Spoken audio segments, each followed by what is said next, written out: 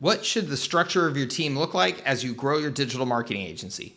Which roles do you need to hire, and who should you hire first? These are questions that I get asked all the time, and I'm going to answer them and more in this video. My name is Mike. I'm the founder of servicesthatscale.com. If you're not familiar with me, I have built two multi-seven-figure service businesses selling to the small business community, one in IT services and one in marketing services. I was on the Inc. 5000 list of fastest growing companies in America 3 years in a row. My companies were also recognized as a best place to work in their communities, and I was able to sell one of those businesses for a multi-seven-figure exit.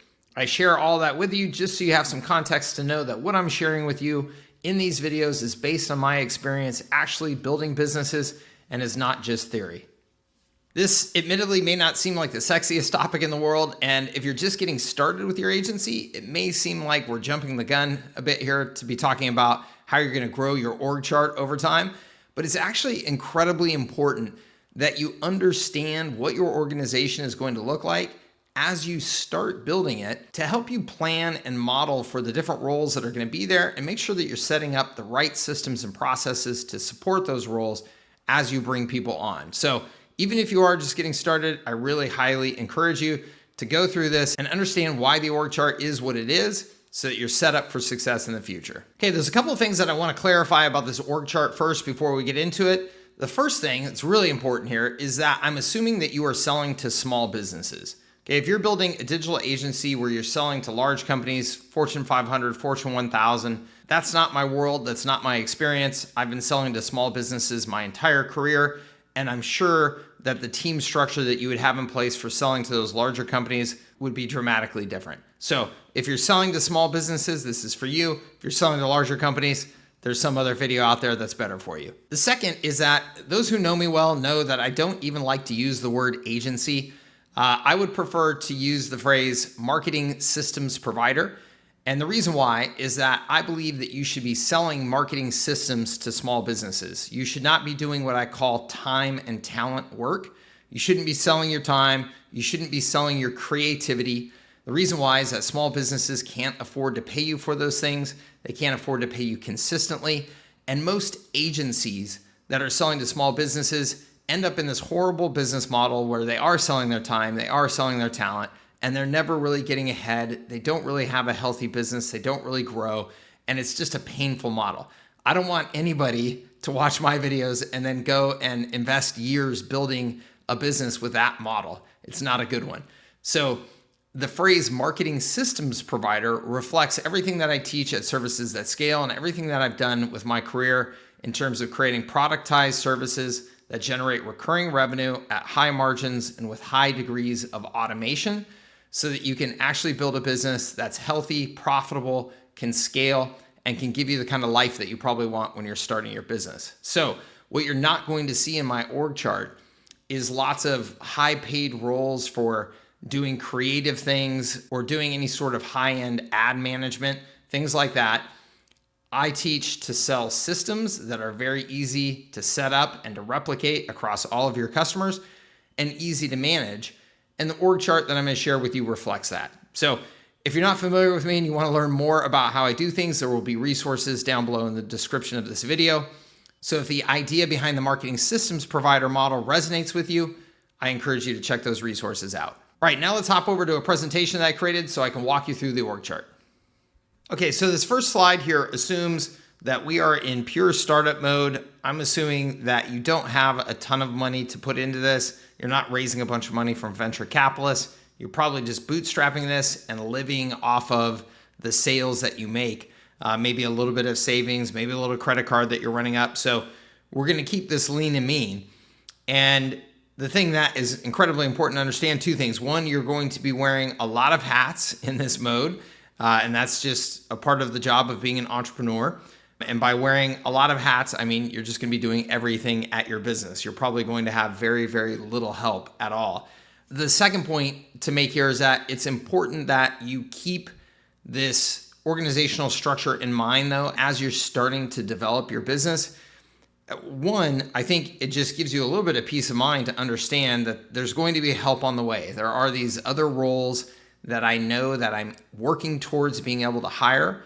And when I am able to do that, it's going to help give me more leverage on my time and give you a little bit of, breathing room, if you will, in your day. So the first thing to understand here, just as you're getting going, is that there's you, the founder, the CEO of the company, and then really you can think about your business divided up into two major divisions: sales and marketing and service operations. I am not going to bother putting things like a bookkeeper, an admin, things like that on this org chart. That's all just overhead. You'll invest in that as you need to, as you grow your business, but it's not strategic to your business. And so I'm not going to bother with that on this org chart. So sales and marketing and service operations.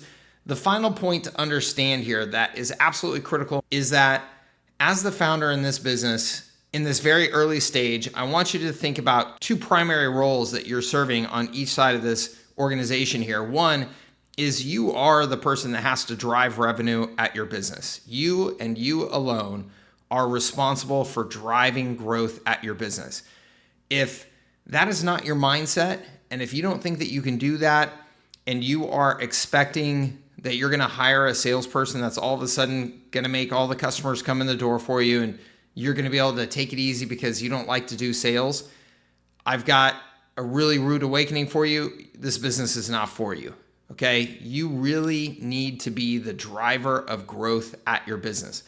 I'm not saying that your daily role forever into the future is going to be doing sales, but you are still going to be responsible for driving the revenue at the organization, which means you'll probably be playing a role as a sales manager, as a marketing manager for some time to come. Even if you have people working below you in the actual tactical roles that are delivering those functions, it's still your business and it's still your responsibility. So you've got to have that mindset.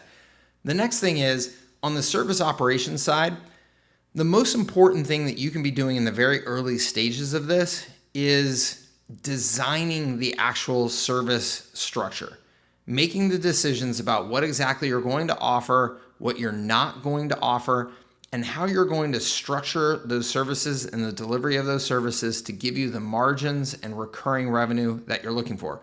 This is all stuff that I teach in my high leverage agency program. So if that's something that's interesting to you, check out all the resources in the description here. But designing the service versus just operating the service is a really, really important distinction that I want you to understand.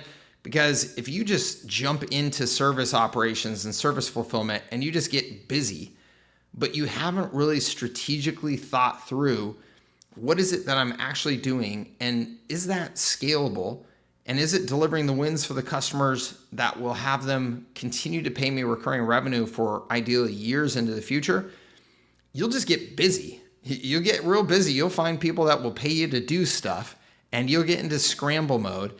And pretty soon it's going to be really hard to get out of scramble mode because you've just tied up every hour of the day with just doing things. Again, you have to make sure that you are committing the mindset and the time to actually design your services before you get too busy. Otherwise, it's going to be very hard to go back and do that again. And it's going to be a painful process to try and go back and do that again once you're in that scramble mode. Also, when you hire somebody on the service operations side to help you deliver these services, you want to give them a clear blueprint of this is what we do, this is what we do not do, so that they can jump in and have a good chance of success in delivering those services and filling that role that you were playing. Okay, so this is pure startup mode.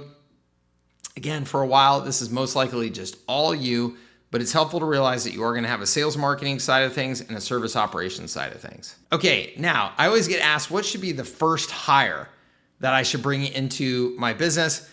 The first hire is somebody in the service operations role to start taking care of the customers that you sell. Okay, again, your mindset and your activities on a daily basis need to reflect the fact that you are responsible for the growth of the revenue of your business. Nobody's going to do that for you. So you have got to be focused on that. And if you're focused on that, anything that you're spending on the service delivery side of things is going to be time that takes away from that. You've got to be very disciplined about managing the time in your day to make sure that you save enough time for selling. Because once you get some customers on board, it can be very, very easy to just get lost in spending your entire day doing service delivery. and all of a sudden the prospecting stops, the marketing stops. You can't let that happen or else the revenue is going to stop. So you want to bring on somebody on the service operations side as quickly as possible to support you so that you can continue to focus as much on revenue. I've put two roles in here, service manager and then more just like a service delivery operations person. Ideally, what you would find is somebody who could come on board that has the willingness to do the daily grind of service delivery, but also maybe has a little bit more experience or just the right mindset that you could envision that this person could actually step up into more of a service manager role and maybe even has the experience or knowledge to help you even design your services, not just execute your services. So if you can find somebody that can play that kind of role for you, fantastic. Otherwise, and probably the most likely scenario is that you're just going to find somebody that is just going to do service delivery for you, relatively junior, and you're just going to tell them, here's what we want done and how we want it done. And that person ideally has at least some marketing knowledge, although it's not terribly important that they do, to be honest, and then has a good comfort level with technology. Okay, if again, you follow my approach to building a business in this market at this time, you should be using the high-level software platform to build and design and deliver your services. And so you want somebody that's comfortable with the technology challenges that come with using a software platform like that. They're not going to be real intimidated by it. They can jump in with both feet on their own and learn it and be a real self-starter. You don't want somebody that is maybe heavy on marketing knowledge, but really light on that technical comfort level, because honestly, that's not going to do you any good. You need somebody who can jump into high level, build funnels, build web pages, build automated workflows, understand what custom values are. Those things are going to be more important in the actual service delivery than having a lot of marketing knowledge. Again, you are most likely going to end up with somebody that's in that more junior service delivery role that you're just going to have to manage and give them very clear instructions on how to do things. But also you want that self-starter mentality, somebody who can jump in and get to know the technology and be comfortable with that. But if you can find that rare gem that is somebody that actually has some more knowledge and experience and can help you design your services, then that can be a person that you can really elevate into that service management level here going forward. And that can be a really huge asset for you as you grow. Okay, and then here's what the org chart looks like when we're in growth mode. And what I've done here is I've put a number next to each of the roles to indicate, at least to some degree of clarity, how I would think about hiring these people in terms of order. There is nothing, of course, set in stone. And so you're going to be opportunistic as you are building your business and you feel like there are certain, gaps in how you're doing things. Maybe a particular talent comes along, you meet somebody that you think would be great for your team. Again, you're going to be opportunistic in terms of the exact order. But I think what's really important to understand here is that there are certain roles that, again, you as the founder are going to need to keep your hands in and keep very active in for a period of time here. That those roles tend to be more expensive roles as well. And so you want to stay very active in those roles. One, because you're going to learn a ton about how things are going with your customers, what's working, what's not, how things are going from a sales and marketing side, what's working, what's not. You want to have a mindset of just real ownership of that stuff until you've got it to a point where you feel like, okay, I've got the processes and systems and strategies pretty darn nailed down for this. Now I can start to add some of these other roles that are more costly. They're more expensive. You only want to do that when you feel like you've really got the revenue to justify it and you've really got your hands around exactly what you want those people to do to continue to drive success in the business as you can step out a little bit more of those daily active roles. So the two green boxes on the left there, that's the sales and marketing side. The blue on the right, that's the service operations side. So you can see on the left, I now have a sales manager and a marketing manager. Those are two totally different functions. So let's not try and make one person do both unless it's you, the founder. You're going to be doing that for a while. And then under sales, I've got appointment setters and sales reps. The difference between them is an appointment setter really is just focused on doing basic qualification of a prospect. And if that prospect seems like it's somebody that meets the criteria that you've determined, then they're setting a time for your sales rep to actually get on the call, do a full presentation, and try and close that account. I haven't put specific titles in here. I'm not really worried about specific titles because titles seem to come and go depending on the trends in the market. But an appointment setter is going to be a more junior person, and ideally they're going to get trained up at some point to become a full sales rep. But those are two very different skills. And not all appointment setters are going to become sales reps. And a lot of sales reps will not do appointment setting because they feel like it's beneath them, it's a waste of their time, and to some extent they're right. So these are two different roles, and you want to make sure that you're getting the right person for each. The marketing manager is an important role here. Obviously, you are running a marketing business. You want to be doing marketing. You want to be very active in marketing your own business.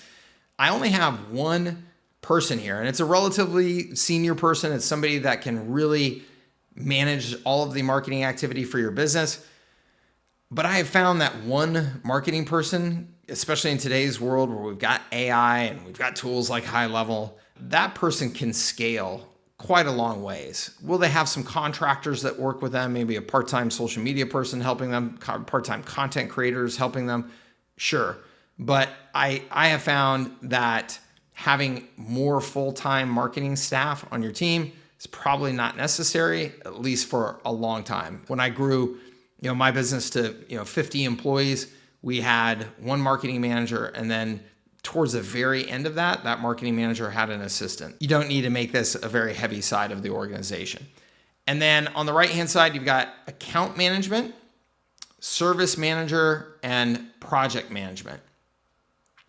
Account management will really vary agency to agency depending on the specific nature of your services and how much of a hand your services are playing in actually operating the marketing for your customers.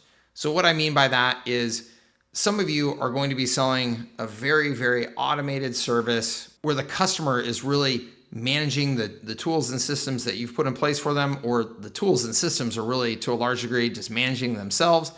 And you don't have to have a huge role in the day-to-day of that service delivery. A simple example, let's just say that you are very heavily weighted towards building websites for businesses and then just charging them monthly for hosting with some basic additional features on there like missed call text back, AI chatbot, things like that, that once they're in place, they kind of take care of themselves largely. Well, in that situation, account management is going to be a very light role. And one account manager is probably going to have hundreds and hundreds of customers under them. There's not going to be a very active account management function at your business. On the other hand, if you are providing a more done-for-you service, where you're actually helping to create content for your customers, where you are posting on their social media for them, where you're responding to comments, maybe you have somebody who's sending out a newsletter on their behalf. Now you are playing a much more active role in that business on a daily basis. You're going to need a more involved account management function. And in that scenario, you could have one account manager handling more like 50 customers. Obviously, your prices are going to need to be significantly higher to reflect that you're doing a done-for-you service and that you are much more hands-on with them in the account management side. But that is a possibility. So that role, again, the number of people that you have there and exactly what they're doing can vary a high degree depending on what services you're offering. Then you've got project management. Project management, in particular, if you're growing your business pretty quickly, the types of projects that I'm referring to are just the initial setup of the customer to get them onto the recurring service, okay? Your business model should be all about recurring revenue and getting customers onboarded onto the systems and services that they're going to be paying for monthly over time so that they can get the benefit from those services as quickly as possible. Well, that may require building them a new website, building some funnels, installing the snapshot, customizing the snapshot. High Level in particular makes all of that really, really easy compared to what it was like 5 years ago. But there is still this kind of one-time project push that needs to be done so that the customers can then get fully onto the system and experience all the benefits. As you're growing and adding customers more quickly, you cannot expect the people who are doing the daily service delivery, the daily service operations, that middle role there where we see service manager and service delivery, you can't expect them to be able to do a good job of keeping up with both. Those one-time projects tend to have these tighter deadlines and a push that needs to be done and more communication around it, versus the ongoing service delivery has its own rhythm, its own set of challenges. If you don't separate those functions, it's going to get sloppy. And in particular, the projects are going to start missing deadlines. The onboarding of new customers is going to start getting dragged out. And then your recurring revenue ultimately is really going to suffer because those customers are going to have a bad experience and they're going to churn. So project management is an important function, again, particularly if you're growing quickly, adding new customers quickly. And in my experience, if you have one solid person there who really knows what they're doing, again, particularly if you're using tools like High Level, that one person can take care of a lot of new customers coming on board. And when I say a lot, the reality is as you're growing your business, if you're bringing on 4, 5, 6 new customers each month that are paying you $497 a month, $697 a month, and then they have some sort of project to get started, that's fast growth. You're in a fast growth business. So that project manager needs to handle those 6 customers coming on board each month, 5 customers, whatever it is. And typically I've found that a single person can do that. They may end up having another person that's working underneath them if you're growing very quickly. Okay, and then the final really core roles to discuss here, service manager and service delivery. This is really the heart of your organization in terms of providing your services to your customers. The service delivery function there, again, I'm not worried about specific titles, whether you call that a junior marketing analyst or a service delivery engineer or whatever it is. But that is the role that is going to expand the most in this organization in terms of headcount. You're going to have 1 person, 2 people, 4 people, 5 people, 6 people. You're going to start stacking those people in there pretty quickly if you're growing pretty quickly, because you're going to just need bodies there to just make sure that things are being handled and go smoothly for your customers. And you're going to be generating the recurring revenue to justify that. So you want to make sure that you are staffing that properly and that you are maybe to some extent investing a little bit ahead of the curve so that you can make sure that you're training those people, bring them on board before the volume of customer activity gets too intense, so that they have a little bit of time to get their feet underneath them and make sure that they're providing really good service as you continue to add new customers. And then there's the service manager. The service manager is going to be overseeing the service delivery team. Definitely, that's one really important function. But the other really important function is that service manager really needs to play an important role in also managing the activities on the account management team and the project management team to make sure that there's a person that's looking at all of the service delivery from a holistic perspective. Okay, what you don't want is these little silos to get built up and finger pointing. So your service manager really, if I were to draw this a little more correctly, that service manager would be elevated a little bit above the account management and project management roles, because again, you want that person to take the holistic perspective of what are we doing to take care of our customers? Is it working? Is it not? Where do we need to make changes? Where do we need to make communication happen? And so ultimately, everybody on that service side of things is going to answer to that role. Okay, so that's what the structure looks like. Now, I have, again, put numbers next to each of these to indicate who I would ideally hire in order so that you can understand how I would approach this. Not set in stone, but I would try and get somebody who could play that service manager role right away. Again, that's like a real asset for you. If you can find somebody that can do the tactical service delivery, but can actually help you design the services and design that team, that's a really, really big asset for you as you try and grow your company. And then they're going to need service delivery people below them. That's our second hire. Our third hire, in my experience, would be a sales rep.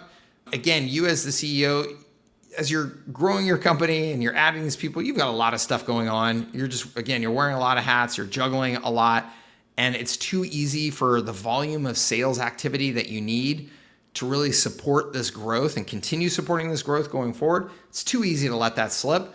So if you can find a solid salesperson that you can bring on board that can keep up that momentum, that would be my next hire. Fourth, project management. Again, if we're starting to get that 4, 5, 6 customers each month and we're onboarding all of those customers, we've got to make sure that we have somebody that is looking at those distinct projects that have to happen, the timelines and the communication around that and managing those so that we can get them loaded onto our services, paying us that recurring revenue as quickly as possible. We don't want to go through all the effort of sales and marketing and then screw up that first step. So that's a critical next role. Appointment setters to handle your sales reps. I don't know, between appointment setters and a marketing manager, it's pretty close as to which of those I would hire next, actually. And it probably depends on you and your skill set and how good of a job you feel like you're doing at marketing management for your own agency. You can make that call there as to which you're going to hire next. Just expect that if you hire a marketing manager that can actually manage the marketing at your business, it's going to be significantly more expensive than an appointment setter. So you may have to determine that based on a combination of need and budget and what's currently stressing you out the most. But one of those two roles. And then next, account management. By the time you're getting to the point where, I don't know, you've got 25 customers on board, 30 customers on board, depending again on the specific nature of your service, you might start feeling the strain of you are being dragged into account management too much. You might also start to feel it by the sales rep that originally sold the account is getting dragged back into some sort of account management role. If those things are happening, then it's probably time to start looking at an account manager to come on board.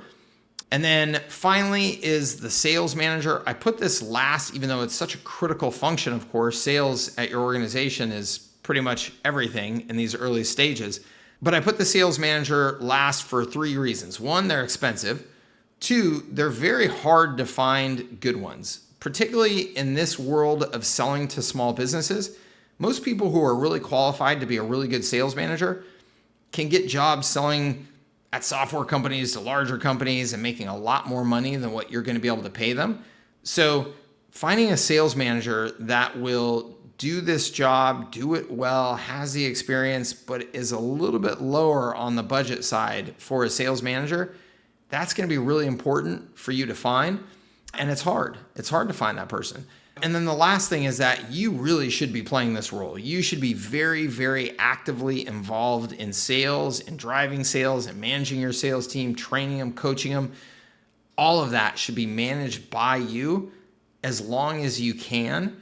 And honestly, if you never gave up that role of sales manager until you had millions and millions of dollars of recurring revenue and you had a really solid team on the service delivery side, but that was still 100% your focus really as a CEO, I would say that that's a good thing, because that is ultimately the most important role to continue to drive growth in your organization. That's what it would look like. That's generally the order that I would go through. Again, nothing set in stone, but based on my experience, that's a pretty good approximation of how it's going to work.